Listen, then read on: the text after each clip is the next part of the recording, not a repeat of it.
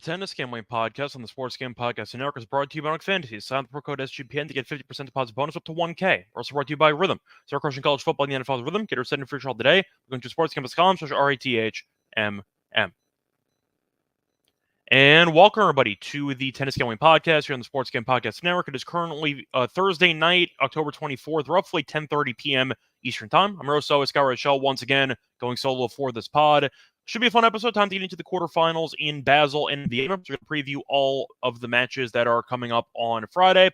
But before we do that, I do want to recap once again what happened in the last episode and what happened in the Thursday matches. Starting off with the actual lock and dog picks. Overall, decent episode for us. Not great. Ended up splitting the lock and dog picks. For the lock, picked up a loss by a hook, actually. Had Berrettini and Fucsovics over 22.5 games at -125. And unfortunately, that match did land 22. Had a shot there at a breaker. Didn't work out. Fucsovics was trying to hold on. Couldn't do so, as eventually Berrettini got the break. And then Fucsovics ended up getting broken again after fighting off a pretty, I'd say, difficult service game, as Berrettini had a couple break points, fought those off, and then immediately got destroyed the next service game as Berrettini went up below 40, got the break, and then eventually just held on to get the job done. So fell half a game short there, picked up a loss for the lock. For the dog, though, nice win is Wade Mannarino and Wawrinka over 2.5 sets at +130. Wawrinka dominated early, then Mannarino settled in, and we saw a marathon unfold as Wawrinka did get the job done as he won in 3. First time he beat Mannarino in his career, but not a problem, as either way we ended up getting there as the match went over 2.5 sets. So once again, not a bad episode. I'll look for a sweep, though, here for the Friday matches. But before we get into the actual recap of what happened in the Thursday matches, do remind me once again to like, subscribe on YouTube, and a reminder, please leave a rating and a review for the podcast on Spotify or Apple. It's a couple ways to support the show. Please leave some feedback, though, and don't forget, once again, that if you are listening to the podcast on either Spotify or Apple or even on YouTube, please leave some feedback, like, subscribe, or please leave a rating and a review. Plus, a reminder, check out the SGPN merch store. A lot of great Tennis Camp Podcast merch. We have sweatshirts, t-shirts, and mugs. All high quality, all affordable, different colors available for the shirts as well. So if you do want to try at least finding something that you might like, I recommend giving it a shot. I think you'll like the options we have for the tennis show, not just for this podcast as well, but also for the other shows with the network. And a reminder, for the actual network, the World Series does start on Friday, and the MLB Gambling Podcast is hosting a contest. Free to enter. Head to sportsgambling.com/World Series to enter. $150 SGPN gift card is up for grabs. Plus, a reminder, thank you for tuning into the Tennis Gambling Podcast. If you can head over to Spotify and give us a 5-star rating and a review, only you can help prevent corporate gambling from taking over. Starting off, though, with the actual recap of the Thursday matches, we're going to start off with, which one do we do first? We'll do Basel to start off. So you had a couple of competitive matches, but there were no 3 sets. Every match ended in straight sets. Tsitsipas outlasted Azanchel as he won 7-6, 7-5. Fees ended up beating Martinez in straight sets, 7-5, 6-3. Shelton ended up surviving against Wawrinka, 7-6, 7-5. Wawrinka had some chances. I believe he had 3 break points in the first set. Did not convert any of them. Shelton won the breaker, and then in the end, he ended up getting the break there at the end in order to set up him serving it out to win the match. I thought Wawrinka played well. The issue was he just didn't do enough in the big points, on break points, etc., and you saw Shelton get the job done. Looking at the actual break point differential here, Wawrinka lost a match despite only having to face 1 break point in the entire match. The Shelton break in the 5-5 game was the only break point he had in the entire match. Wawrinka had 5, he went 0 for 5, and he ended up losing in straight sets. So a bit unfortunate there for Wawrinka. Good overall performance for him, but not enough on the big points, as Shelton did enough to get the job done and to win that one in straight sets. Shapo ended up beating Agut. Nice win by Agut, though, to actually make it into the round of 16. Thought he might be out of gas after he won the title last week, but he was not, as he beat Ruud in 3 sets. But then he ended up losing as Shapo regained his form, and he ended up losing in straight sets. Rune ended up outlasting Stricker, 6-3, 7-6. Really never felt like it was very in doubt. Saw Rune, who was down a break, though, in the second set, and then eventually got the break when Stricker was serving for the second set. But it really just felt like Rune was eventually going to win, and then he found a way as he got the job done comfortably in the tiebreak. Went up 6-1, eventually won 7-2. It's a nice win there for Rune. And for the last match, you saw Felix, 2-time champion, get eliminated by Perricard, as Perricard beat him 6-1, 7-6. Second set was what I expected. Really not many break points. Thought it would be a pretty straightforward tiebreak fest, but Felix was just awful in the first set. You saw Perricard constantly threaten the Felix service games and eventually got a couple breaks, but Perricard did not face a break point in the entire match. Serve was way too much to handle on the courts here in Basel, and he got the job done. 22 aces while winning 82% of the first serve and 82% of the second serve points. So Felix returning-wise was useless, and Perricard got the job done in straight sets. For Vienna, you saw Mensik get the job done against Kekmanovic in straight sets. Unlike the matches in Basel, there were a couple of three-setters here in Vienna. Saw Draper get the job done against Darderi, 7-5, 6-1, not a shock there. Dimitrov had a marathon against Makic as he won the first set via breaker. Then Makic eventually got the break to win the second set. Dimitrov seemed to be out of gas, and Makic took advantage as he won 6-3 in the final set. As for the de Minaur match, he got the job done against Kaboli, won the first set in a very, very competitive, I'd say, overall set of tennis because it ended up going to a tiebreak. But you ended up seeing de Minaur serve for the set. He choked it, then he got the job done in a tiebreak, but it was definitely a back-and-forth battle there, and Kaboli eventually fell short, and then he got injured as he ended up quitting when he was down 1-3 in the second set. For the last match, saw Khachanov beat Nakashima as he lost the first set 6-1. Thought maybe the energy levels would be low for Khachanov because we just saw him win a title, and you're wondering after beating Seabolt Wild in the first round, when would the gas run out? And it did not, as he got the job done against Nakashima in 3 sets. So overall, once again, decent amount of competitive sets of tennis. A couple of matches that were competitive but ended in straight sets. Only 2 of the matches, though, ended up ending in 3 sets. So hopefully we get a little bit more drama here on Friday. But before getting into the actual matches for the Friday card, do remind me once again that we are brought to you by Nordic Fantasy because they have a lot of great items on their pick-em menu. And a reminder, they have the NFL, college football, MLB, MMA, NASCAR, NBA, and more, including tennis. Boostober is upon us, which means you're getting a spooky amount of profit boost and much more. And with the NBA tipping off, every NBA pick'em entry from the 19th to the 27th will be boosted. You get nice specials and boosts on our flex entries. And for the upcoming entry, what do I want to do for this one? That's the interesting question here. For this one, I think I'm going to go to the NBA tomorrow. You know what? I'm going to back a guy that I thought played very well in the season opener. Give me Buddy Hield. Give me the Buddy Hield higher on his 3-pointers made. That'll be my choice for the entry. Either way, though, a reminder, sign the promo code SGPN to claim special code first time deposit over up to 1K in bonus cash on a fantasy promo code SGPN. Welcome back, everyone, to the Tennis Gambling Podcast. Just finished recapping what happened on Thursday. Now it's time to get into the quarterfinals for Friday in Basel and in Vienna. Starting off with Basel, for no other reason besides alphabetical order. Starting off with the first match, you have a matchup between Fees and Tsitsipas. This one should be very close because Fees is minus 120. Tsitsipas is around plus 100. For the over-under, you have around 24.5 games. And for the actual set spread, the over 2.5 sets is plus 125. Tsitsipas in straight sets is plus 240. Fees in straight sets is plus 225. Now, Tsitsipas has been solid so far in the event. Had a bit of a scare there against Zanchel, but he won in straight sets. Besides that, though, we saw him get the job done against Cerundolo in a 3-set marathon there, which was a fun match, but he got the job done there. As for Fees, he's been comfortable, ended up beating Martinez in straight sets, and he beat Altmaier in straight sets. So Tsitsipas has looked a little bit more vulnerable, but you're looking at his opponent. Cerundolo has been in good form lately, and Zanchop's a pretty good hardcourt player. Fees beat 2 clay specialists, beat Martinez, and beat Altmaier, so I'm not going to overreact too much to it, but Fees has looked solid over the last couple of weeks, including, of course, the title that he won a couple weeks ago. Now, they faced off in the actual I'd say hardcore match of Antwerp last year, and you ended up seeing Fees beat him in straight sets. Both were breakers, though. Ended up going 7-6, 7-6. For this one, I see a comment section. It's a comment from Charles saying that with it being a coin toss, just fade the head case. Don't really mind that angle. I think that Tsitsipas, once again, is a bit untrustworthy. You could argue, though, that if you want to go for a potential coin toss, you take the even money on the coin toss, and I'd say if you end up winning 50%, then you break even. But I think you're looking at a spot where Tsitsipas, I do think, should be a little bit more expensive. I think even money is a little bit, I'd say, generous. I think it should be minus 110 apiece. I don't see much separating these two guys. I think Fees, you could argue, has been in better form lately. And we know Tsitsipas can still self-destruct in every set because it seems like he has one service game where he mentally checks out. We know his backhand return is not exactly great. Fees, though, is not a great server. The first serve's fine. Second serve's not great. For me, I like the over in this one. If you want to go for a team total over, I don't hate it. It's at about 12.5 or 13 for both guys. I think you're going to see a 3-set marathon. I'll go with the over on the 2.5 sets.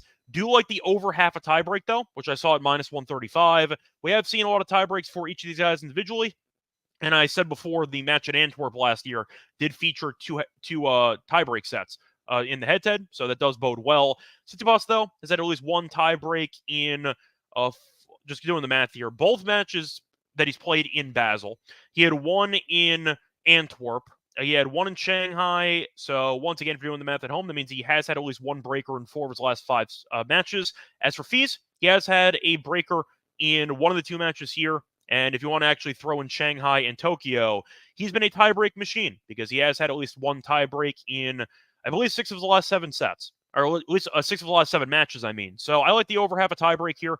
I think the head-to-head history suggests it, and I do think that based on the current form of both guys and the overall speed of the courts in Basel, I see at least one breaker. Give me the over half a tiebreak as the prop play for this one. Moving on to the next match here in Basel. You see Rublev taking on Shelton. At first glance, should be very fun. For this one, Rublev's -130. You have Shelton around +110. For the over-under, you have around 24.5 or 25.5. And Rublev minus half a game is -120. Shelton plus half a game is even money. And for the actual set wagering, you have the over 2.5 sets at around +120. And the Rublev in straight sets, +190. You have Shelton in straight sets at +275. Now, Shelton's been solid so far in the event, as Shelton ended up beating Wawrinka in a competitive 2 sets, and we saw him get the job done against Echeverry in straight sets in his first match. As for Rublev, he's been fine too. Beat Borges comfortably. First match for Borges, though, in a while, so I'm not exactly surprised that Borges was flat, and you saw Rublev bury him. Then he beat Tabilo. One set was competitive, one set was not, 7-6, 6-1. No head-to-head history. Both guys are great at serving, though, so I definitely expect to see a couple of long sets here. The over-under, though, at 25.5, I think I am going to lean to the under. Even though I think 3 sets is a realistic outcome for this matchup, if you want to give me about, I'd say -110 for one of these guys to break into winning straight sets, I just think the value is definitely high. It's not looking at Isner, for example, in his prime against Opelka, where you're just guaranteed 2 breakers. I do think that it's pretty realistic to expect 1 breaker in here, but can I see a break from a guy here? I think somebody's going to break at some point. 25.5 at -110. I feel like the under is appealing there because Rublev can be known to struggle a bit defending his serves on occasion, and we know that the unforced error count can definitely, I'd say, be an issue for both guys. So that being the case, I am going to lean to the under for the games, total games here at 25.5. For the match, though, I think I have to go with plus money. Pretty similar to my breakdown for the Tsitsipas match. I don't see much separating these 2 guys. Rublev has been good, I'll admit it. So is Shelton. So I think Shelton has been playing some good tennis, and I think that he's a guy that, serve-wise, can really neutralize Rublev's return game. And if that's the case, I think he can get the job done. But I see a close matchup here. I think Rublev should be favored, but -115, maybe, like -118, give or take. I think 131 is a bit steep. Give me the +111. I think it's a borderline coin flip, maybe 51% Rublev, but for a match that should come down to the wire, give me the plus money. I think Shelton definitely has the game to outlast Rublev. And if Rublev ends up struggling at some point, he might mentally check out. So give me a Shelton in his current form to get the job done at +110 in this matchup. Moving on to the next matchup, you have Rune taking on Goffin, which I believe is the largest spread in the Basel quarterfinals. Rune is -265, and you have Goffin at around +225. For the game spread, you have -3.5 for Rune, you have +3.5 for Goffin.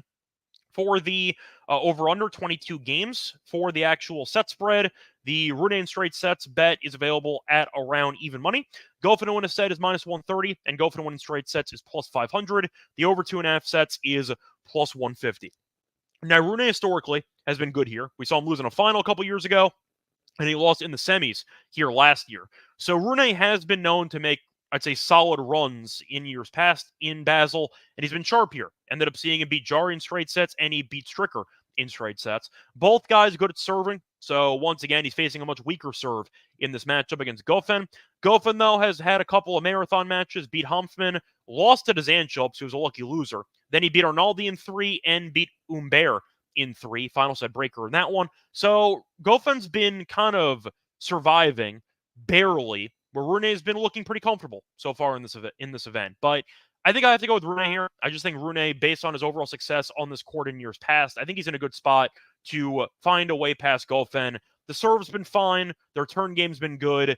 But you tend to see a lot of breakers in Basel and in Vienna because there are a lot of good servers with a pretty fast surface. But Gofen's not one of those guys. Gofen's had a couple breakers, but there has been breaks in those sets. So I think at the end of the day, Gofen will struggle to actually hold on a regular basis. I think he'll be able to, once again, get a couple looks at Rune's service games. But I think for this one, I am going to go with Rune in straight sets at around even money.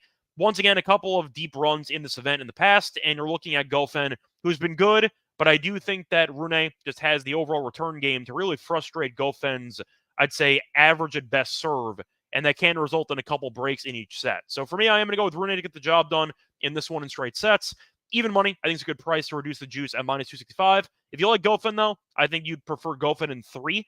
I don't see Gofen winning in straight sets, so if you like Gofen, you probably should consider the over 2.5 sets at plus 150. Not going to take it, though. I'll give me Rune in straight sets at plus 100 as my choice for this one. For the last match, you have Chapo against Pericard, which should be a fun matchup. Chapo's around minus 195. You have Pericard around plus 170. For the game spread, you have minus 2 for Chapo, plus 2 for Pericard. For the over-under in games, you have 23.5. You have 25.5 at minus 105 on the over, minus 115 toward the under, but you can get 24.5 as well if you want that instead. For the set spread, you have straight sets for Chapo at plus 135. You have Pericard in straight sets at plus 350. The over 2.5 sets is plus 140. Now, if you want the team total here, you have Pericard team total over 12.5 at minus 130, and you have Chapo over 13.5 at around plus 105. So for this one, no head-to-head history. I think you're looking at what should be a very, very straightforward hold fest for both guys. Chapo's been serving well so far in the event. It's why he's won both matches in straight sets. Beat Cheng, good returner, but he neutralized him with the serve. And same thing with the Goot. Beat a Goot in straight sets as well. Pericard, though, faced 0 break points against Felix in the last match, and against Duckworth, he did serve quite well as well. So you're looking at it so far in the event, and he has not faced a single break point. So I like the prospect of what should be a very long and competitive matchup here. I like the over for games. I get to potentially see a 7-6, 7-6 here. I'm going to go with the team total overs for both guys. I think Pericard can win a set, and if that's the case, you're in good shape for the over for his team total. As for the actual Chapo number, 13.5, I can see a 7-6, 7-6, or even a 3-setter, so you can get there if he loses the match in theory, if it goes to 3. For moneyline price, I think that there's a value on Pericard at plus 170. 195 for a head case like Chapo is a bit steep, but I like the over. I see a close matchup. I see a decent amount of breakers, so I am going to go with the over, and I'll link to the dog here. But I like the team total for both guys in that one. Moving on to the quarterfinals in Vienna. Starting off with the matchup between Makic and Draper, a rematch of the U.S. Open match that was pretty underwhelming. I saw Draper winning that one in straight sets. For this one, though, minus 136. Makic is plus 116.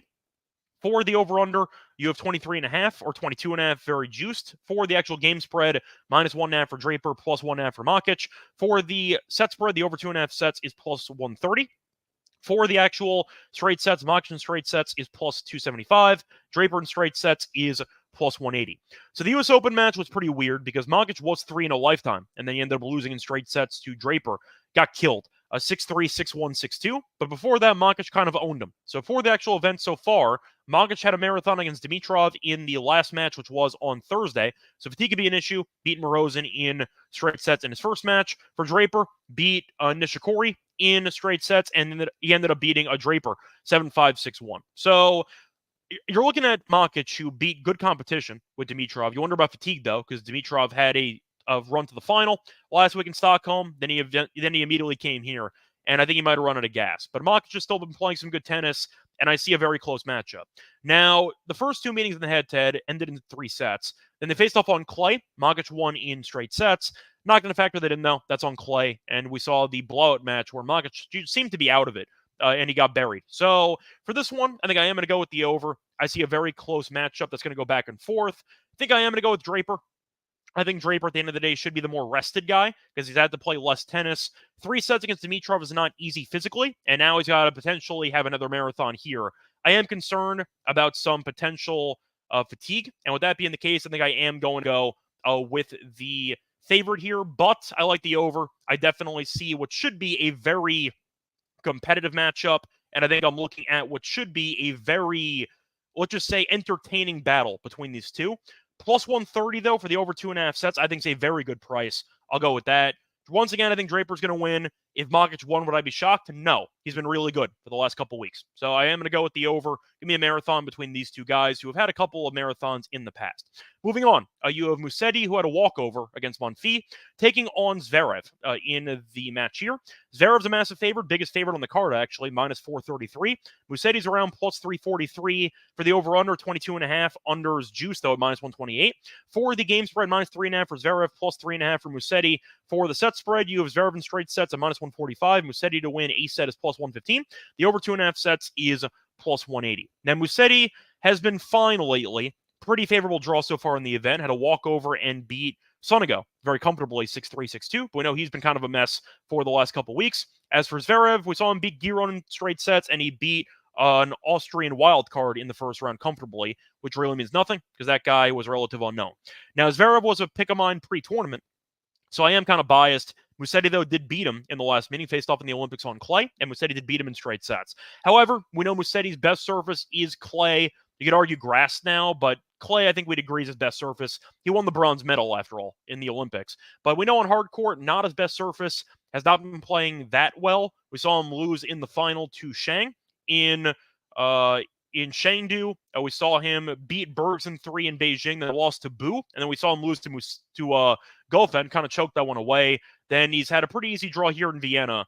Even though I acknowledge that he has given Zverev some problems in the past, I think Zverev is too solid with the ground strokes. I think he's too consistent, and I do think that Musetti's serve is not really that great compared to other guys in this field, including Zverev. So based on the overall court speed, I think that's actually going to hurt Musetti, whose serve can be a bit vulnerable, but I think it might neutralize his return game.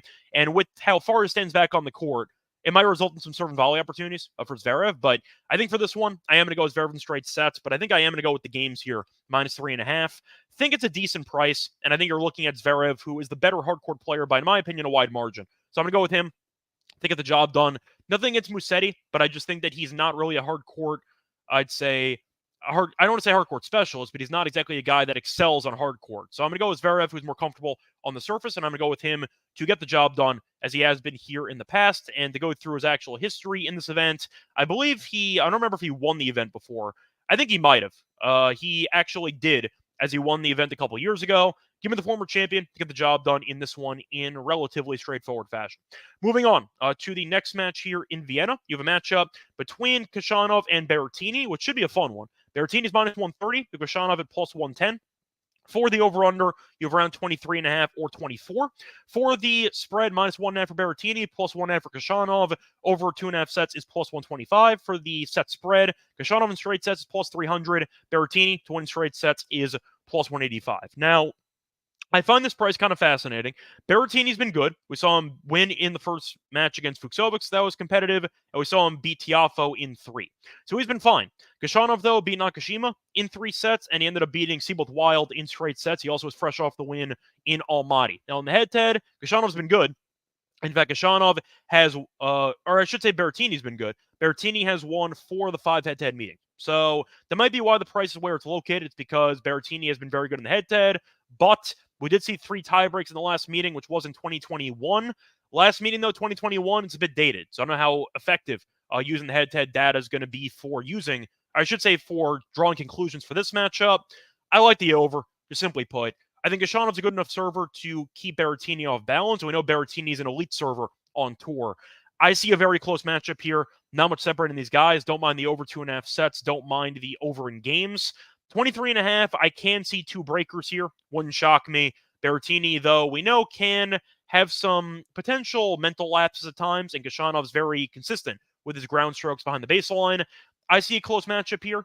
I don't know if I want to lay 130 with Berrettini. I think I'd rather go with Khachanov if I had to choose. But I'm going to go with the over instead.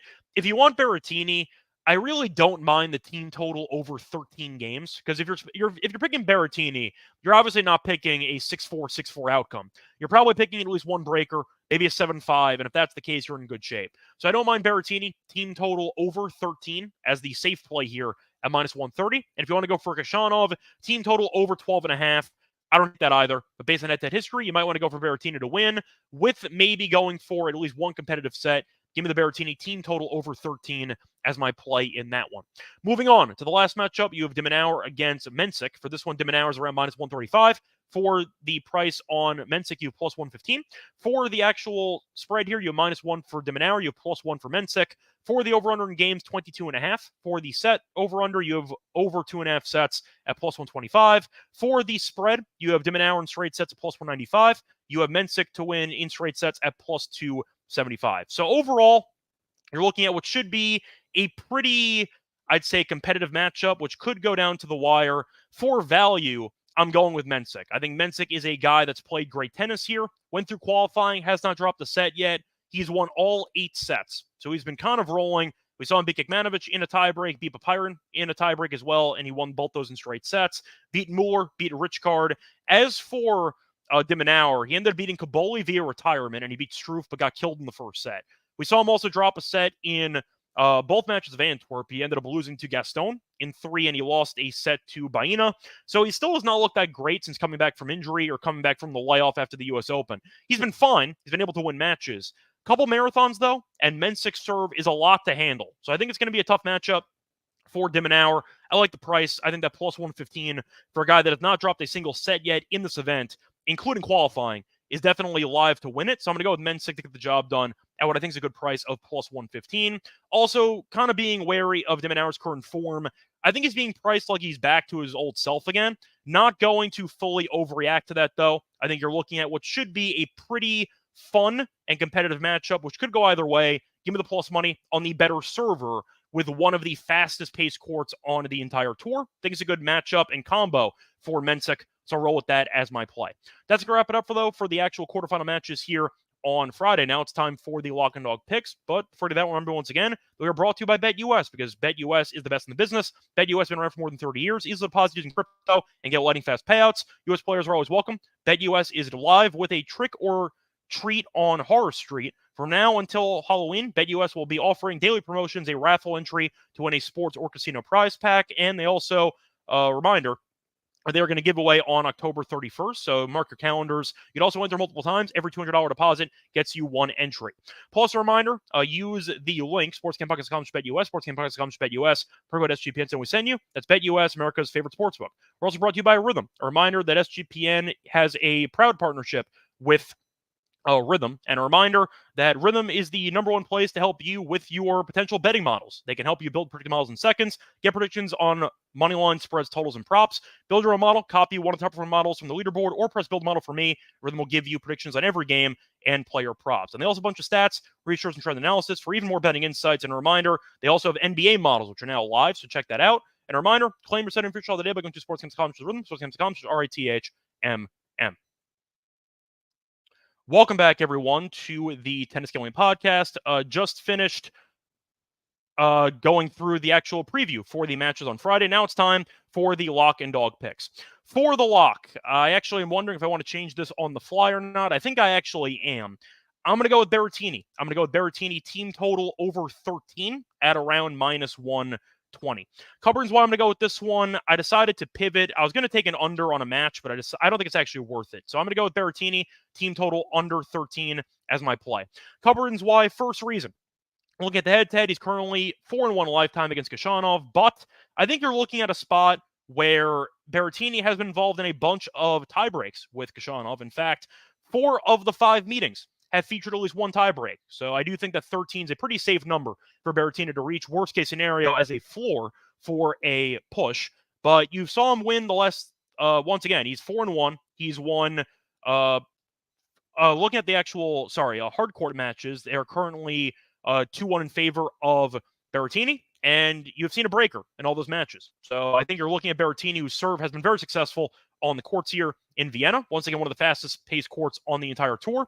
Khachanov had a marathon against Nakashima, won a title last week, so I wonder about fatigue. But I think that Berrettini, once again, with the head-to-head success and the overall serve consistency, should be able to win at least one set, and he should be able to force at least one tiebreaker, 1-7-5 set. So for the actual... Sorry, actually, I put the wrong letter there. Give me the over 13 for the team total here for Berrettini. So I think that you're looking at, once again, what could be a 3-setter, could be a potential a straight set win where you have a breaker in there and maybe even 2 breakers and you win in a straight set win, or he loses in 3 and you still get there. Give me a couple of competitive sets though, maybe even 3, and I think there's some value on here for the over as my lock. So once again, Berrettini team total over 13 will be my lock. For my dog, go to the last match between Mensik and de Minaur. Give me the Mensik money line at plus 115. He's played 8 sets here, including qualifying, and he has won, once again, all 8 sets. He's been great. We know the serve's been good. We saw him look good in his last couple of events. We saw him lose to Djokovic in a marathon, and he's been looking sharp. I think that he's a guy that's very dangerous. I gave him out to win the event for a reason at a good price. De Minaur, though, has not been looking that sharp. He's been getting off to some slow starts. We saw him go to a breaker against Caboli. Got pretty lucky, though. Caboli got injured, but lost the first set handily to Struff. And Struff had not played for a while. And then he came back to win in 3. Gaston, we saw once again beat him in 3. Lost the first set to Baena. Came back and he ended up winning that one in 3. Not exactly peak de Minaur form. And I think he's being priced incorrectly because of it. But he has dropped at least 1 set in 6 of the last 7 matches. So once again, he's been vulnerable. And Mensik has been anything but so far in Vienna. And you're also looking at Mensik, who I just think has the better overall serve. It's going to really come in handy. De Minaur, we know, is a great returner, but if you have the serve on point for Mensik, he can win a bunch of free points with his actual serve. And de Minaur has been improving in that area, but I think that Mensik, still with his overall length, can get a lot of rackets on serves for de Minaur, force some rallies, and find some breaks. So I think that there's some value on the dog here at plus 115. I think it should be closer, in my opinion, to a pick'em. So I'm going to go with the value for the dog. So once again, the actual lock picks, the lock's going to be on Berrettini, team total over 13 games at minus 120. For my dog, I am going to go with Mensik money line at plus 115. Apologies once again, I put in the wrong letter. I meant the over 13 games for Berrettini for the team total, not the under, as my lock. Anyway, I can back once again for the semis in Basel and in Vienna. But until next time, find me on Twitter at Reichel Radio. Find me on the NBA show. Find me on the MLB show as well. And a reminder, please leave a rating and review on YouTube, and please leave a rating. Sorry, please like, subscribe on YouTube, and please leave a rating and review on Spotify or Apple. And until next time, good luck to all of you and all of your bets. Bye, everyone.